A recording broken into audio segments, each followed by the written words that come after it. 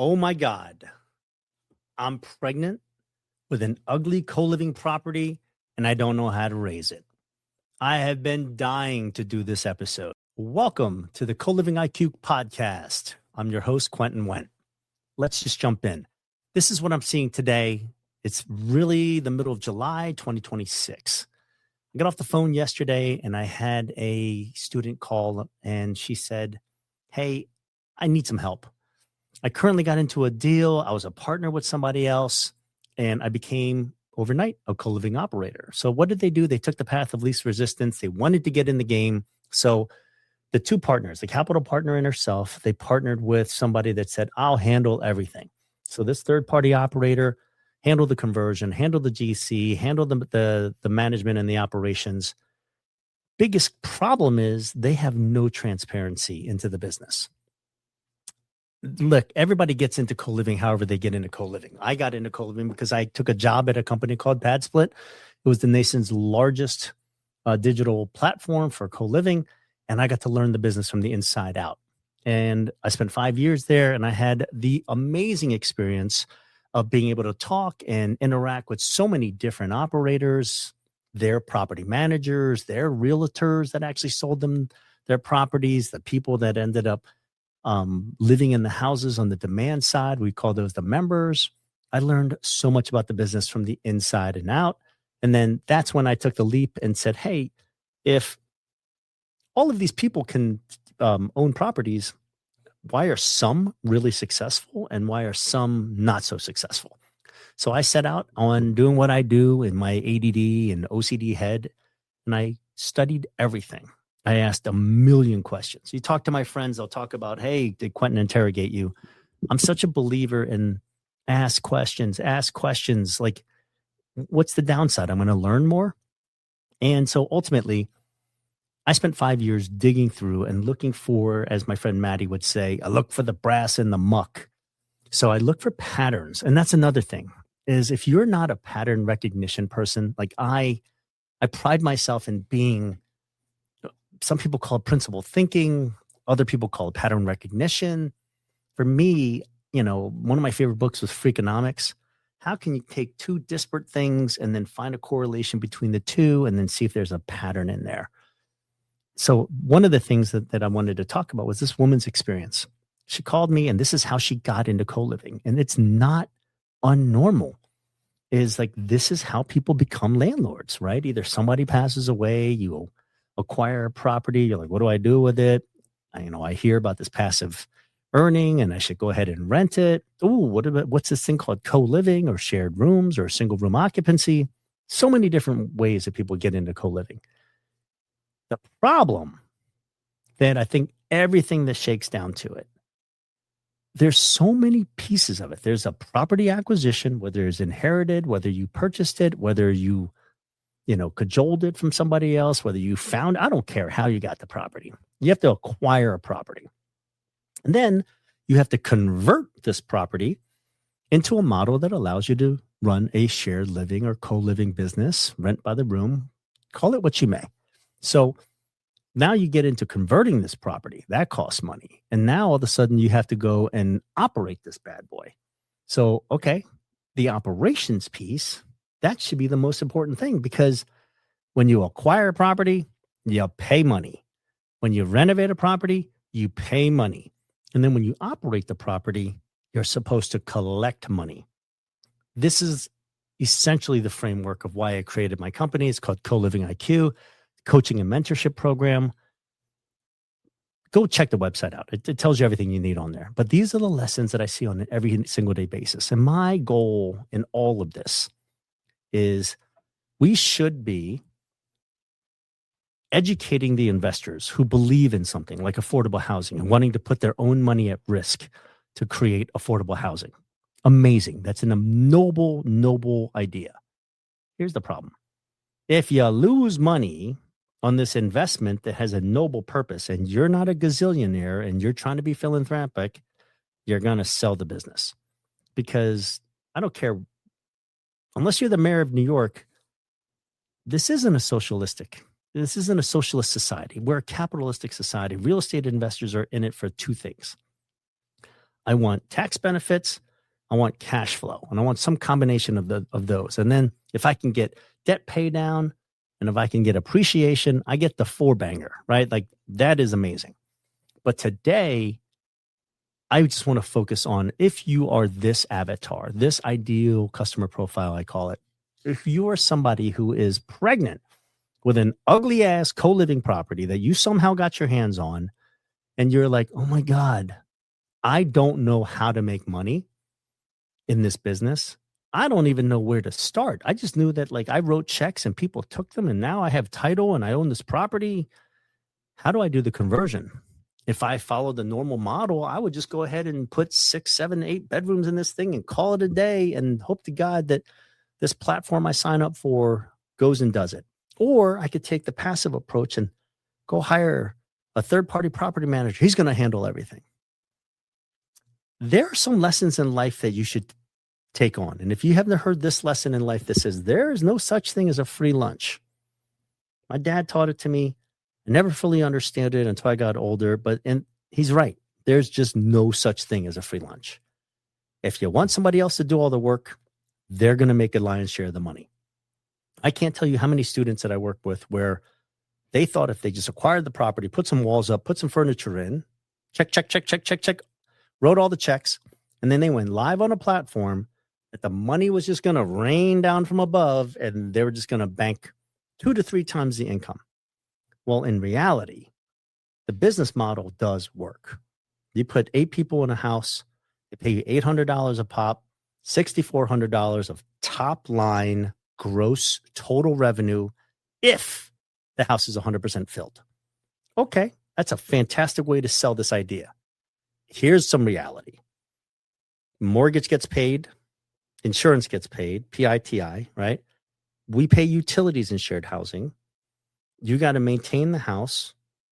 If it's 100 degrees outside, you're going to have a high utility bill. And then you got to manage the people inside the house. So fill it and keep them there. That's the question. That's the operating structure of the whole business. And while it's like simple to jump to the end where we're talking about operations, I want to just talk about the full journey.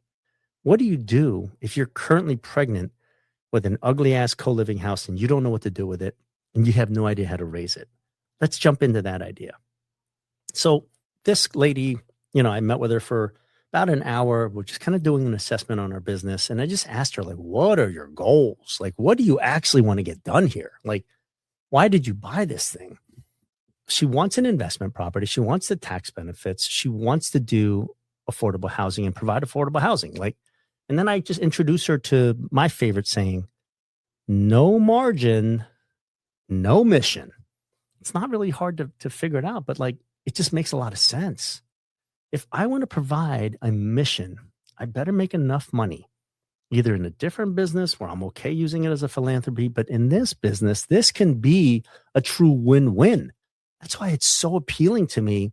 But then, like so many good ideas in the world, people bastardize the crap out of it. So let's just talk about how do we go from I own a property to I get to operations.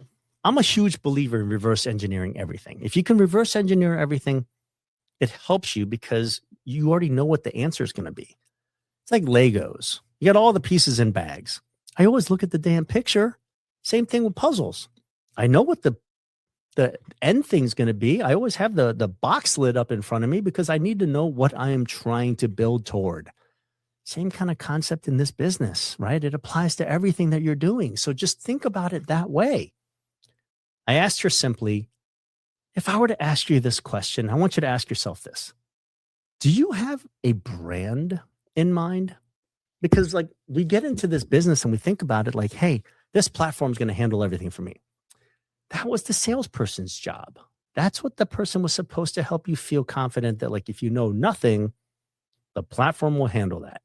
And it does. It handles a ton of things that you don't really want to handle when you're first getting started. Do I really want to build a website? Do I really want to market and spend $50,000 per every individual market trying to get people to come in and book my room? Do I want to build a financial structure where they can pay on a weekly basis or a biweekly basis? Do I want to, quote unquote, do all the background screening and all the income verification for these people? Put a caveat next to that. We'll come back to that. No, you don't. You want to leverage the platforms for what they are. And I don't care if you use Pad Split. I don't care if you use Bungalow or Alcove or Furnish Finders. I don't care if you do it by yourself. I just talked to another guy I just recently met. He goes, yeah, I arbitrage these houses. And we don't use the platform. We use Facebook Marketplace, and then we have to self-manage, and we have to do all this work, but I make a good amount of cash flow doing it, and I don't have any exposure to the real estate. That's one way, right? How many Airbnbs do we know that actually did that? There was an entire generation of Airbnb hosts that didn't have the money or capital to get into the investment of the real estate. So what did they end up doing? They arbitraged, quote unquote, rented somebody else's property, got a lease agreement for them to do that. And then they put in the furniture, they marketed it, and they hosted using somebody else's property. That's a model that can work. And some people choose to do that. I think it's quite interesting, right? But that's not the reason I get into it. I'm not trying to build a business, for somebody else's house. I'm trying to build my own portfolio because I love the tax benefit. I love the appreciation because I buy correctly. I really love the dynamic debt pay down, which means somebody else is paying down my mortgage. And I like the cash flow. But the cash flow only comes. The appreciation only comes if you acquire correctly. We'll get back to that in a second. This is why I go backwards in my strategies. I start with the operating model with my brand in mind, because I ultimately don't believe anything would be around forever. Like, look at this, right? Saquon Barkley, by the way, if you're not an Eagles fan, go Birds. This is a iPhone. I did not want to switch to an iPhone. Years ago, I was hell-bent on keeping my BlackBerry as long as possible. I like the keyboard. I like the rollerball. I knew the operating system. But I had to switch. And when I made the switch, I had to relearn everything. I had to port over all my data, all my contacts, everything, right? That's when I learned I don't want to be tied to one specific platform. I treat every single platform like a vendor. I've got an insurance broker every year. I tell him he's on notice because if I find a cheaper insurance broker, I'm switching. I got a lady that comes and cleans the house. Listen, if you don't do a good job and I find somebody cheaper, I'm switching. Same thing goes for the platform. If I don't feel like I get value for your 8% take rate and your 10 days of a booking fee, then I'm switching. But as a new investor who wants to get into co-living, the learning curve is, it's so steep. So how do you mitigate that learning curve? Well, you sign up and use a platform. And it reduces your learning curve significantly. So you can focus on the things that are blocking and tackling, like, how do I buy the house? The platform didn't tell you to overpay for your house. You made that mistake. It's an acquisition strategy. The platform didn't tell you to go buy that house in that neighborhood with no parking and septic tank. You made that mistake. So these are things like you have to learn the skill of acquiring a property. I focus on that in my mentorship. It's called Acquisition IQ. It's not only the data, but it's the nuance behind the data. Oh my God, I had this amazing story. I was in a meeting yesterday and I made a comment to somebody because he's teaching me something new, right? I'm like, look, you guys use this dashboard and there's data on there. You're reading the data like the Matrix, zeros and ones. But all of a sudden you're seeing a pretty lady in a red dress. I'm only seeing numbers because that's all I see. I have no understanding of the nuance behind the data that we're looking at. But in this platform, he was looking at it and he was seeing all sorts of connections and data points that connected, and it told an entire story. That's how I feel when I look at the dashboard at PadSplit. When I log on, I see all the pretty red ladies in the red dress because I know that past the data that's available for everybody else, I know how to read that data and I know how to read into the nuance behind the data. That comes with time, that comes with experience, and it comes with somebody holding your hand and saying, this piece of data connected with this piece of data at this time, that could mean a different story altogether. I used to have a friend of mine, I don't allow anybody with evictions to come in, period. Okay, what's that mean? That means that you just eliminated like 50% of the pool. And then all of a sudden, like he was having low occupancy and he pivoted and he said, all right, I'm going to open up my member approvals if they have one eviction, not in the last 6 months. And what he found was over a period of time, depending on some of the other criteria he used, do they qualify? Can they pay for the dang room? Do they pass the background screening with no felonies legitimately? Do they want to be there? That's a big one. He found that that simple idea of like, just because they had one eviction, I don't want to ever approve that person. He's found a lot of success with some of those people. That's a demographic that he didn't think he would ever house. But as an operator, he made certain provisions and then he started testing.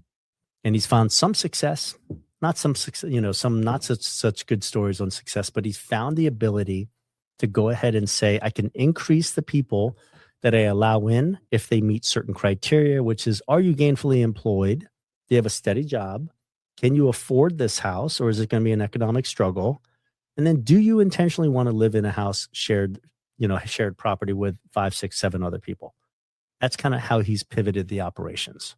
But I digress. Let's go back. So you're that same customer who calls, a potential customer who calls me and says, I've got this property. I feel lost. I did everything I was supposed to do. I went out. I looked at the data. It told me this zip code was going to work. And I went out and bought a house. I almost wish that she hadn't bought the house. She wouldn't have called me if she didn't, like our paths wouldn't have crossed. But I'd much rather teach you the nuance about the property acquisition after I ask you certain questions like, what kind of brand do you want to run? What kind of property and customer experience do you want to deliver? Because that will dictate the property that you buy. And more importantly, it'll dictate how you convert the property. What are you going to put into the house? Like, where are you putting up walls? Where are you putting bathrooms? Are you putting in additional bathrooms? Are you just carving this bad boy up to put 9, 10, 11, 12 bedrooms in a house at 8 feet by 10 feet because that's what the checklist says I'm allowed to do? Or are you actually thinking it through from your customer's perspective to say, if I open this door, will it match the picture? Will it meet the expectations that I have? I live by this in as a service industry person. Expectations, reality, this space, it's only filled by resentment. The bigger the gap, the more resentment you have. I'll use a simple analogy. My friend who's single, 50-year-old man, he tells me about his Tinder dates. So he'll go out there and he's like, the photo didn't match. The personality definitely didn't match the texts. And that was one drink and I went home. Expectations, bad photo, because you're putting your best looking swimsuit photo in your 20s and you show up and you're 62 years old and you're missing some teeth. Resentment, that's real, right? So in our world, same kind of thing happens because that same new investor has very little understanding of the customer's journey, meaning how does that customer actually select a room? Well, they kind of shop for it the same way they do Amazon, right? They go to the dashboard. Well, what's that dashboard look like? If you've never been to the Pad Split dashboard, log in as a member and you'll start seeing all the rooms that are available. 20 slides and pictures of distinct properties with some information that's on there. Every single investor for every single property gets the exact same, what I call billboard space. Everybody gets the same size tile. The question is, from a marketing and business standpoint, are you on page 20 or are you on page 1? Because I guarantee you, just like Amazon, just like Airbnb, if you're on page 20, you're not getting any views. If you're on page 1, you're getting the lion's share of the views. So if you think about it from that perspective, what are you going to do? How are you going to get customers to look at your property? That's a different conversation. That's all on the operating side. We cover all that stuff in the Host IQ modules and training. But you need to think like that, because if you're converting a property because you're basing it off of a spreadsheet and you're like, listen here, 6 bedrooms looks good, but 8, 9, 10 bedrooms look sexy because I'm going to generate so much more revenue. Well, are you really? Because the real questions you should be asking are, not what your occupancy percentage is, meaning how many people are filling up your rooms. What's your revenue collection percentage? Like currently, my latest project, 9-bedroom, 6-bathroom, 4 master baths. Why did I make this decision during the conversion period? Here's why. I added 4 new bathrooms, and here's a golden nugget for you guys from the conversion standpoint. If you have the space, a new bathroom construction from ground up, barring any pounding into the concrete, right? You only need 8 feet by 5 feet. That's it. 8 feet by 5 feet is all the space that you need to create a viable, good walk-in bathroom with a shower, a sink, and a toilet. 8 feet by 5 feet. And if you put one here and then you put one right next to it, you share the plumbing. It shaves the cost of the second bathroom almost in half because you're not relaying all the pipe. You're just connecting into the same main. So think about it from that standpoint in the sense of like, I got to make real strategic decisions during the conversion. Why did I add 4 extra bathrooms? Here's why.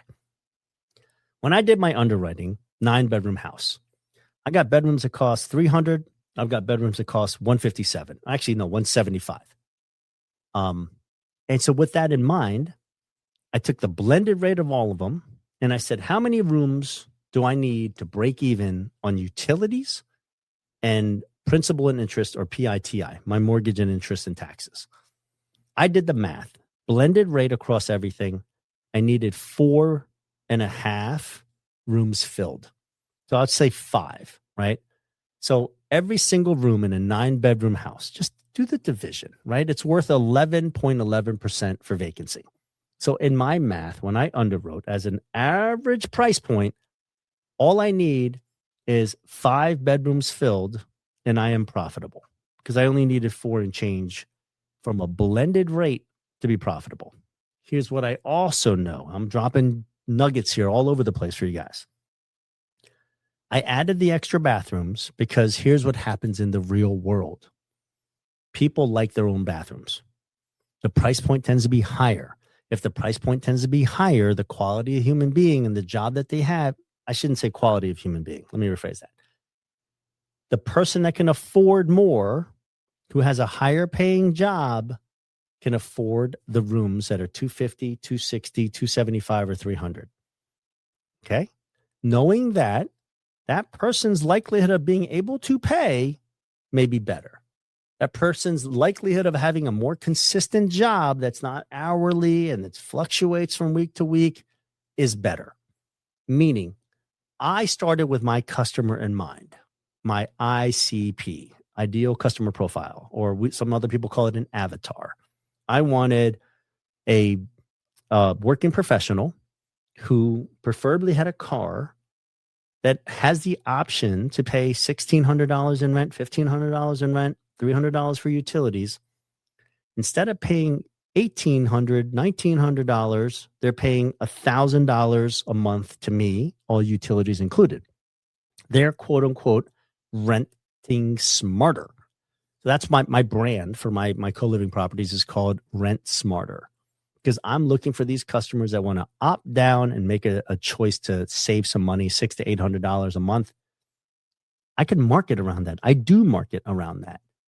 I talk about, hey, who else is giving you, the renter, a $10,000 raise at the end of the year? $800 times 12. Nobody. But I can talk about that. I can talk about the value that I provide in the member experience. People can't. I don't want to sell a commodity. Why? Ask Kmart what happened when they wanted to get into the competition of selling commodities when they went up against Walmart. Somebody's got deeper pockets. Some other investor had a Section 8 house that they've owned since 2004. They bought more of them in 2008 during the collapse, and they bought more of them in 2017 during the collapse. I wasn't in the co-living. I wasn't in the real estate game. I wish I would have bought up everything. But in reality, that's who I'm competing with. If I think 175 is my bedroom price and now these people have it, they can go down to 165, doesn't fill. They can go down to 155, doesn't fill. They can go down to 145. I cannot. because of the economics in which I purchased my house.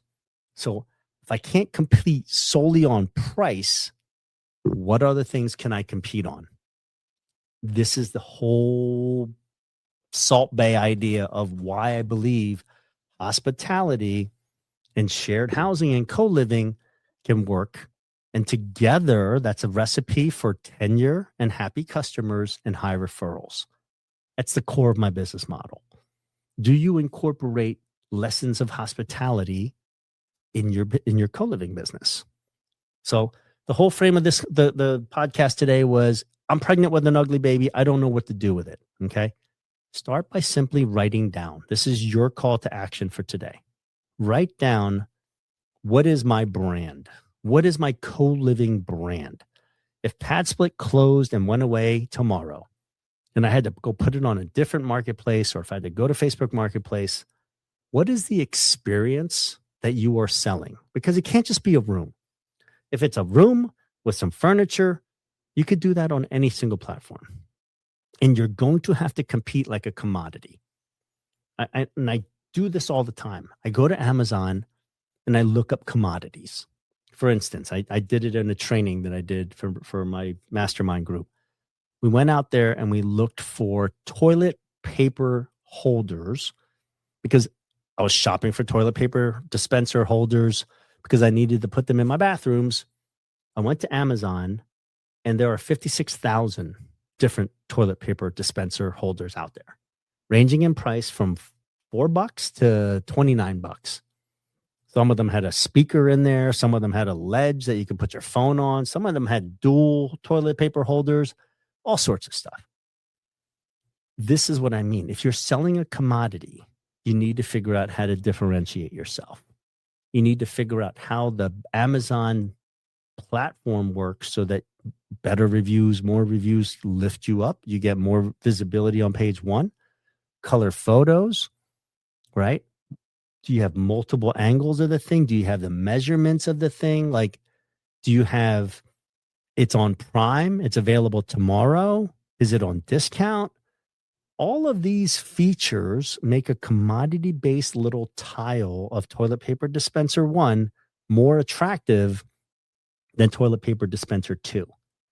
It's no different than how people are picking rooms. And I hate to say that, but my whole premise to you is, if I'm going to compete on an open marketplace, do I understand the marketplace? Do I understand how the listings should look? I can't tell you. There is a 200 and actually they just changed it, 500 character field called your listing title.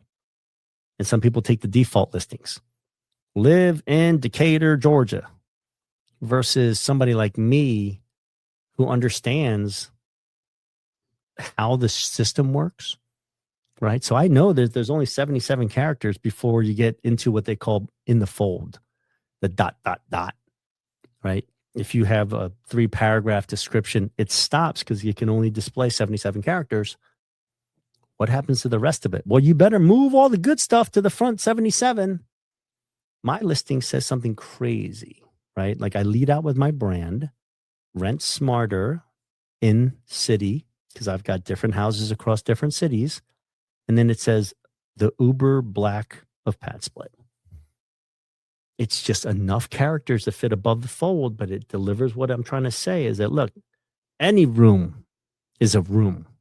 Any room that's furnished is a room. But the experience that you're going to get in my house is going to be customized like an Uber Black. So this is what I mean by, if you own an ugly property versus do you operate a business? So this is one of the things that I really want you to think about today. You know, before you get started in your renovation, before you get started in the conversion, because you may spend all this money and convert to a spreadsheet that is going to tell you that 10 bedrooms and 3 bathrooms is the ideal number at 100% to generate $10,000 in earnings. But in reality, you need to understand, how are those rooms going to fill? What information do I have? Who can I ask? Like, why did I personally, as an investor, put in 4 new bathrooms and create 4 master bathrooms in this house? Because I know statistically that master bathrooms fill the fastest. And they did. Lo and behold, you believe that stuff? Like, data follows data. So my 4 master bathrooms were the first to fill: 250, 273, 350, because I had a couple, and 250. So those rooms filled the fastest, and they were the first 4 to fill. So I went from, I don't know, 7 days, and then I think at day 21, first 4 bedrooms were filled with the master bathrooms were filled. Means in day 21 of being active, I was breaking even and making a little bit of a profit. And then 5, 6, and 7 filled subsequently. I still have a room that's 125 days vacant. But I don't really concern myself with it because this house broke even at 4.5 bedrooms filled. Why? Because I knew the operating business that I was running. I knew the people that I was targeting. I knew how to market the listing. So my type of customer that I wanted and I was seeking came looking for that property. I ran my business in reverse. So going back to what my plea to you is, if you're listening to this, ask yourself the question: how would I define my brand to potential customers? If I put you on a phone interview with somebody that says they want to rent a room from you when it's ready, how would you describe what the experience that they're going to get? And then think about it from the lens of the product of the platform that you're going to use to market your room. How are you going to display that and market it like your billboard? What's your billboard going to say about your brand? What's going to be interestingly enough? Like, just a simple concept, right? I went out and studied thousands of hours, because this is what I do, on YouTube thumbnail design, because I thought, and it extrapolates and proves itself to be true, if I can choose the photo or a video or a hook that makes people want to click on my property, I have more likelihood they're going to book a room. Because think about it. Treat it like an Amazon storefront. If they choose my little tile picture out of 20 other rooms, then they go boom into my property and they only show my rooms available. So they essentially come into my Pad Split store and they see all the rooms that are available for rent and they pick and choose. Strategy, understanding the sandbox that you're playing in. So before you just start following a checklist, because if I went directly, and this is what really happened with this young lady, she's like, I work with a GC and he gave me a quote to convert this thing into 7, 8 bedrooms. And I'm like, wow, you're going to put a hallway down the middle of the master bathroom so that it becomes a common bathroom. Okay. Wow. So you have no differential between any of the room prices. And this is what one of my friends told me very early on. I want different room prices in the house, because if you have a $300 room and a $160 room, those two combinations are 2 different customer bases.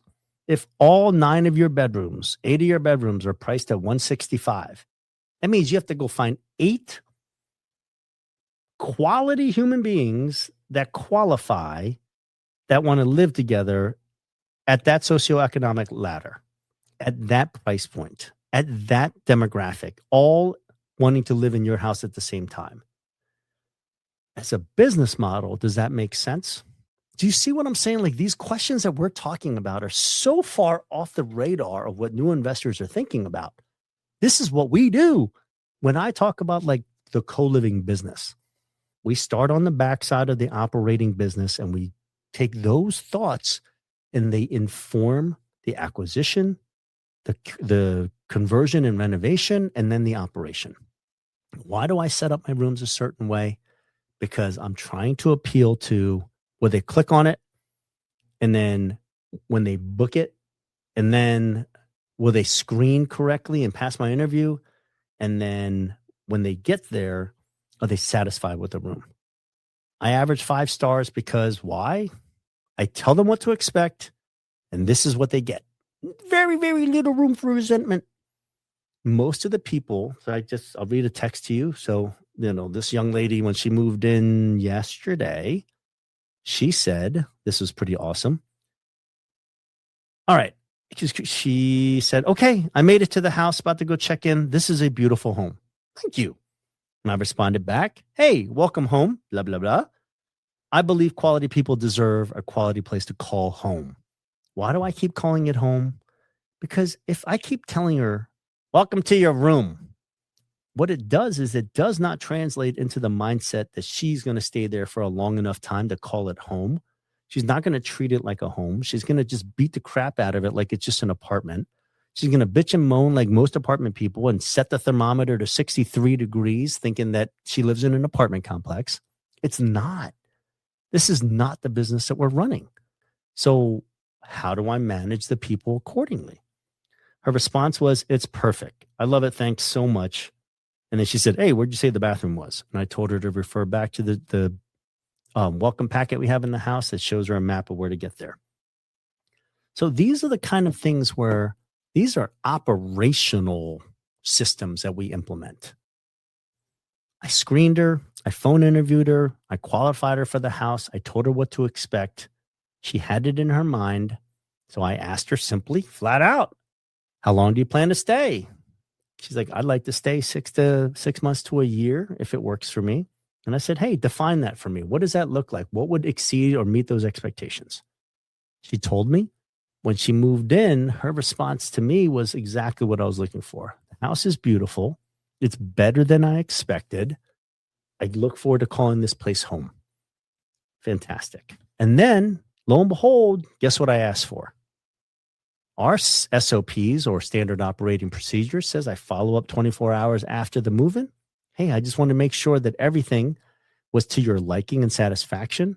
I tell her my expectations is that, hey, I expect customers to give us a 5-star review because I tell her we strive for 5s in our move-in survey because it helps my business. You think PadSplit and these other platforms like Airbnb are asking for member feedback surveys because they just want to use them and throw them out in the ether? No, they're trying to use this data to make me compete against Bob the builder who owns a 10-bedroom trap house. So just like I learned from Uber drivers who said, hey, this is really important to me. Please give me a 5-star review because it helps their business. I ask for a 5-star review. And if I've met all the expectations, they should give me a 5-star review. Why did I learn this and implement it? Because I've heard from so many people that they say, hey, this woman said everything was wonderful and she gave me all 3s. I was like, did you ask her why? Did you ask her for a 5-star review? Because some human nature is they don't give 5s. They just give okays. I've caught myself doing that on surveys, right? I don't want to be glowingly, pouring out compliments because maybe they didn't do anything exceptional. When I ask a customer to give me all 5s, guess what I typically get? Unless I've pissed them off and something happened, they're giving me all 5s, which helps my co-living business, which means it improves the people that want to look at it, which means that I can keep speaking to my brand, which is a higher quality product. I want you to rent smarter. I'm going to provide you an exceptional product. You're going to do your job and pay the rent and be a good human being and get along with the community. It's an entire cycle for how the business works. So when I meet new hosts that say, I've got this property, I don't know what to do. Should I do 11 bedrooms or 8 bedrooms? This is when I ask the question, what's your brand? Because if you understand the brand and what your goal is, we can reverse engineer how you're renovating the property, what furniture you're putting in that property, how you're going to market and promote that property, how you're going to screen and set expectations for the people coming into that property, and then ultimately, how do you manage to collect the revenue that you need to make your business successful? All right. Welcome to the Co-Living IQ podcast. I hope you keep coming back. This is where I just want to help new investors provide a better product to help us get over this negative stigma that some other jack-offs have already messed up by just running your garbage ass trap houses and don't care about the customer experience. We can win. That's why I am so all in on co-living. It helps me with the acquisition. It helps me maintain and grow my generational wealth because my cash flow is so significantly higher. I get the tax depreciation for the properties because I buy in appreciating neighborhoods. I do the renovations that are not over renovating. I understand how to do that business. I take out my refinance. I take out my insurance. and I run businesses that are consistent. So every single month, that house is delivering between $5,000 and $7,000 a month per each individual house. That's a business that makes sense. 3 years ago, I didn't own over $1 million worth of properties. Now I have systems. I have no qualms about acquiring something new. Like I said, I hope your goal is the same as mine. You learn systems, take mine, right? Join our mentorship, take the blueprints, take them as a lifeline basis for you, and then start adapting and changing your systems to fit exactly the business that you want. But you got to start somewhere. Once you're comfortable with the systems, then you can do what you really like to do, which is go and make deals, right? Go and find properties, identify the properties that excite you. But at least you're intentionally knowing which property you're going to buy and why. My whole life, I've gone through this. It ain't about the what. It's about the why. If you fully understand the why, you'll look at the what completely different. Shared housing, rent by the room, more rooms in the house generate more income. That's the what. Why? How? Why does it generate more income? Why does one house have better tenure? Why does one house have less friction? Why does one house have no code enforcement complaints? Why did they de-risk their co-living business? All right, come back next week. I'm trying to get better. I will post these more often, but send your questions and comments in the comment link. Please take a look at our website, colivingiq.com. Sign up, register. We got an awesome newsletter. We take some of the greatest learnings from our mastermind. We try to share that with people that are out there. Join the community. Don't do this alone. All the people I know that are doing this alone, they keep making the same mistake over and over and over and over again. Don't be that person. All right? Think about it. Hashtag rent smarter. Hashtag together, stronger together. Join. Make sure that your business is operating in a model where you can answer the question. No margin, no mission. Welcome to the co-living revolution, y'all. See ya.